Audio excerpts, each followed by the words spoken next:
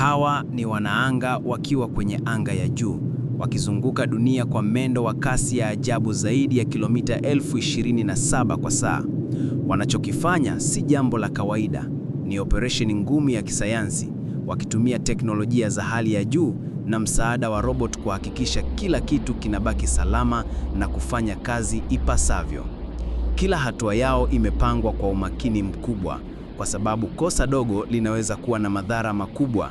Angalia vizuri mandhari hii ya kuvutia, dunia iking'aa kwa rangi ya bluu safi, ikizungukwa na mawingu meupe, ikionekana kama almasi inayoning'inia kwenye giza la anga lisilo na mwisho. Kutoka hapa, hakuna mipaka, hakuna tofauti. Kinachoonekana ni dunia moja tu, nyumba ya viumbe wote. Safari zao zinatufundisha thamani ya mshikamano, ujasiri na nguvu ya sayansi. Ni ushuhuda kwamba binadamu anaweza kufanikisha mambo makubwa zaidi ya mipaka ya dunia. Huu ndio uzuri wa safari ya anga, changamoto, hatari na mandhari ya kipekee ya dunia yetu tukiangalia kutoka mbali.